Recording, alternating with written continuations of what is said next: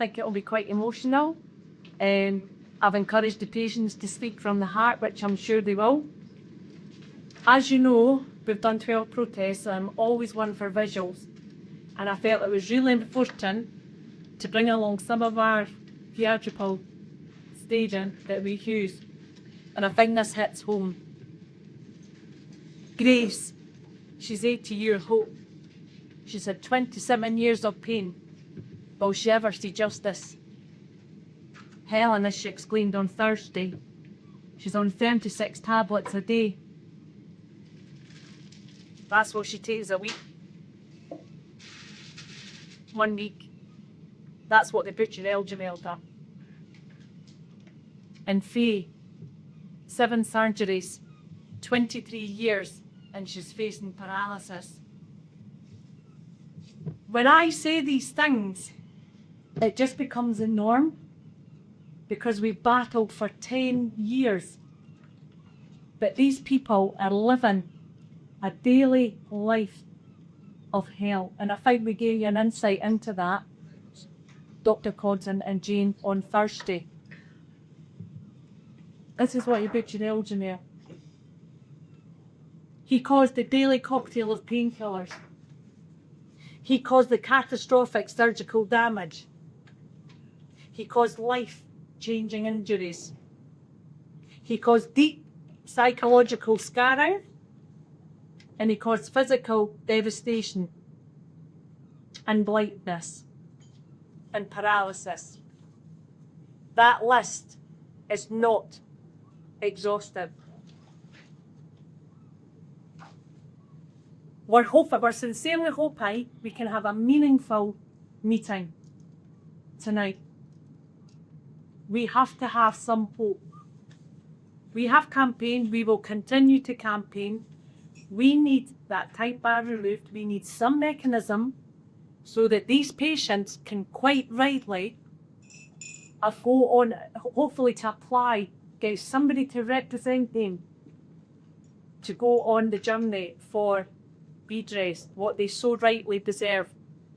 People get injured in a car accident, they can apply straight away for whiplash, car injury, personal injury.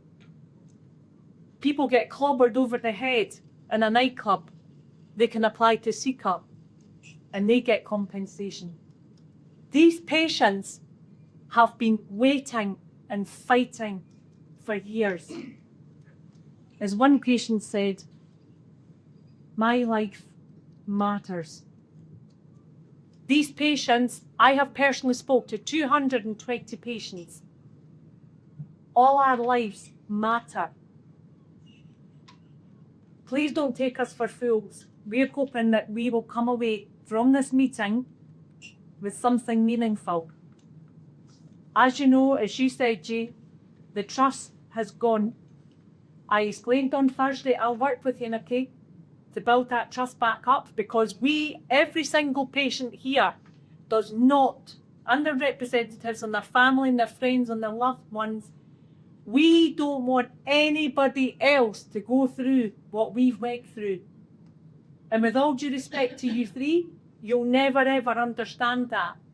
We're all part of a family here that understand the pain and the psychological trauma, day in, day out. To date, we have not saw any change in the culture at NHS Tayside.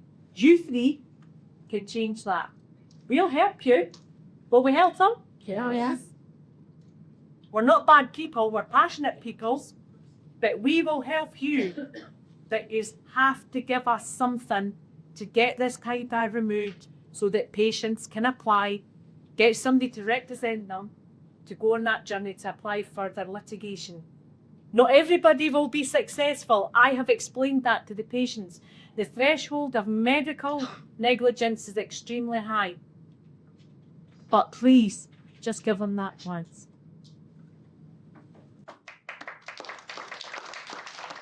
So as been introduced, I'm Kay Connor. I am Chief Executive of NHS Tayside. With all sincerity, I'm delighted to be here with you today. So I'm James Cotton, I'm a doctor. I've been a doctor in Tayside as a young boy, as we were talking about earlier, and I met some of you, maybe as my career's meandered, I've been medical director really for just coming up for 2 years, and maybe not as long as that. You guys are sitting up there with your careers and salaries and a nice pension pot. We don't have that. David and I were just discussing that. We don't have a pension pot because it was taken from us. None of us, and I won't get any money because of my circumstances. I'm not here to get money, I'm here to add to me. None of us are going to travel around the world, buy a yacht, go wherever with the money if we get it. You're going to build downstairs toilets and showers so to like stairs. You're going to put ramps outside our houses. We are going to put things in place. We're going to be able to afford taxis instead of have to beg home for lifts. We are looking literally for the scraps. We are not looking for a lifestyle of Richard Branson. We want to be able to afford little things that will make our lives much, much better. So we are still scrimping and scraping and watching every penny. It's not bloody fair. It's not bloody fair that we're all in pain or blind or paralysed or incontinent, all of these things. And up till now, my feeling is you're making us beg, which is to mean it in the extreme. And yes, I'm passionate, and yes, I'm angry. I've been angry for a very, very long time, and this is the first chance any of us are to bend our anger. So this is not personal to you three, but it is very personal to all of us. Thank you very much. Yeah, yeah. In 2003, I was teaching. I was recommended to go to Mr. Eljamel. It was just a chapped nerve. At that time, I was an SFA football coach. I skied, golfed, played squash, climbed mountains, you name it. That was my lifestyle. By the time he'd finished with me in 2011, after 7 surgeries, I discovered I was being paralysed from the neck down because he put cages in the wrong way, upside down, you name it, everything. My spine was going to the front. My life changed completely the day he took that scalpel into his hand. This is what we have lost. We have lost basically everything. And I've put it to you.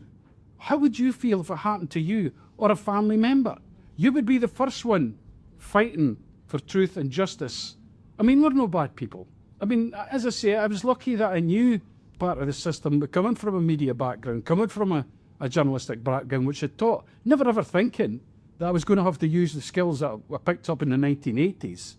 I mean, I hate what's happened. I detest, all this constant aggression, and I'm really pleased that we've got at last a chance to sit here with you and just to explain, and hopefully you'll understand. And again, we're not bad people. You maybe understand our aggression, if you were in our shoes. And it's not really aggression, it's basically frustration to get the truth. And we'll hope to get the truth one day. We'll never get him back from Libya. He's well gone. Thank you for sharing your stories. Those stories were deeply personal.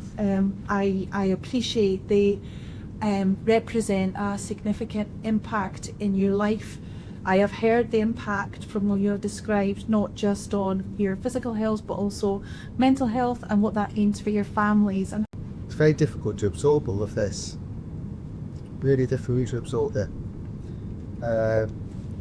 And that's not me speaking necessarily as a doctor, as a healthcare professional. Well, that might be even harder to hear. So what we are wanting to have a conversation about with you today is to make it easier to start that process, recognising what's been outlined in terms of the challenge of being able to get legal support.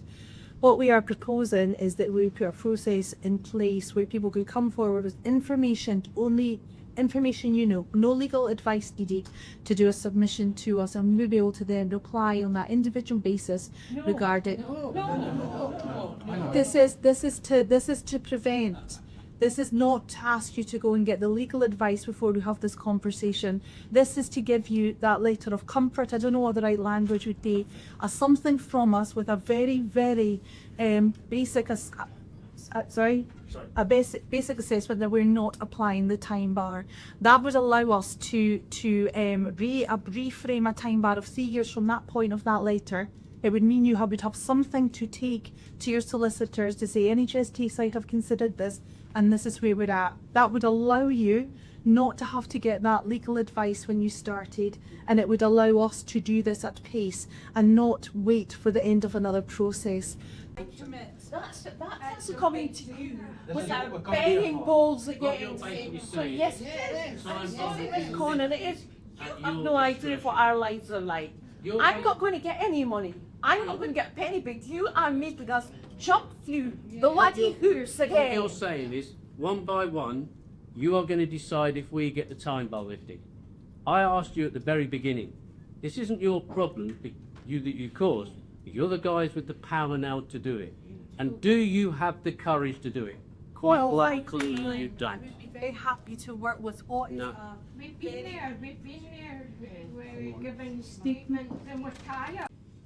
That's my solicitor has told me if you remove that time bar, they will get more solicitors from other firms coming forward willing to represent all these patients. Now, Nikki, people don't, and forgive me guys, but people do not, some of them don't have the cognitive thinking to write to you to do that. But if you, no, hear me out please, so if you remove it on a blanket basis, maybe out of 200 people that applied to solicitors, maybe only 100 people will get legal representation. So that's your filter, rather than them have to apply to you to then give a letter. Why won't you do that? You're not giving us a reason why you won't do it. Hands up, are you going to enter into that process or not? No, not like that. With me, I'll have to take that away then. because the Take it away. principle. Sorry. No, Guys, can we just stay just now? Because it's important sorry Julie, it's important we hear them out here. I was just going to say the time bar, not using it as a defence. That's the whole point. Taking that off board, it allows us to get legal representation. I don't know what my legal position is because I can't get a solicitor to look at it. If he or she looks at it and says we can maybe go forward with that, fine. At least I know. And then when it comes to, any kind of court case or anything like that at all, it's based on its own merits. It's not to ask us to come to you and say, will you plead the time bar on my case? That's like a double barrier.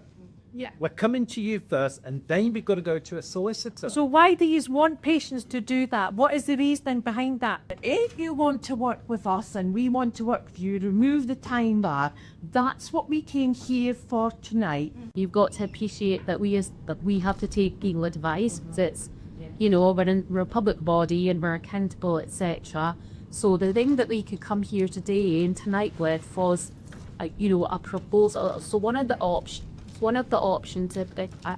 was that we make a very simple form. Okay, so and I understand what people are saying, and we will go back.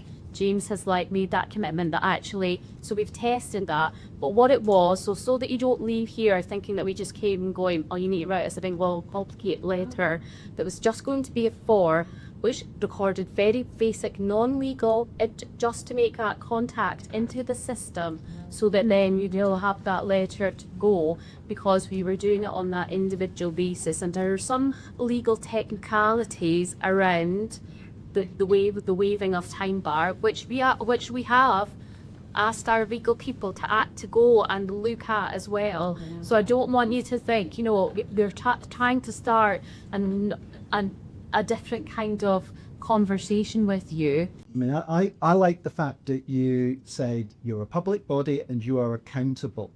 You are not showing accountability. And you say you patented Thursday. You've had since 2013 when Eljamel was suspended, 2014 when he left, you've had all that time, and here we are now, all these years down the road, saying to you, and I don't want to be sitting there with a begging bowl, I shouldn't have to be. You want to show accountability, then show it by getting your legal people, because at the end of the day, your legal people are there to stop NHS Tayside paying money out. So we're beyond angry. Oh no, but that's I don't do. We can't change what he's done physically. The word for us is frustration. 11 years of trying to get answers, for people to come up with answers. If Ninewells had answered their questions 11 years ago, we wouldn't be sitting here. Because at that time, we just wanted to know why they had employed somebody who wasn't qualified and what were they going to do about it. I mean, can I say on behalf of the patient, thank you, because, you know, if you were to ask me on Wednesday night, Jules, you're going to be sitting in Ninewell speaking to yourselves, you know, and then on the Monday you're going to be sitting in a room speaking to NHS Tayside, the board that I loathe.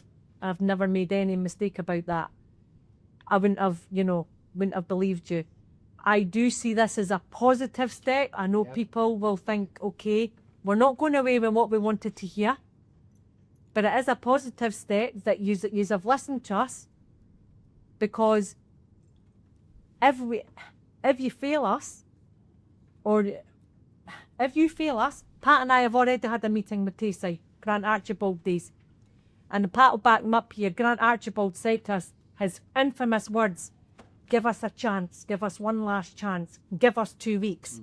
We gave them the 2 weeks, and I told them, I'll give you 2 weeks, Grant, but I tell you what, if we don't get X, Y and Z, watch this space. And I tell you what, I wish you could rewind the clock back, because what's happened now, you've got a multi-million-pound public inquiry. And I'm not going to make threats, guys. I think you know how tenacious a bunch we are. I live, sleep, eat and breathe this. And if it's the last thing I do, I will get that time bar removed.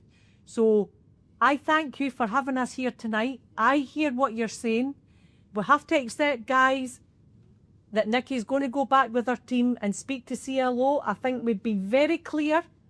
We're not happy with that stage. We need to wait until you come back to me to say, right, what's the next step? Whether it is you remove the time bar or let me get my legal and we sit down. I want to be in that room and we thrash it out.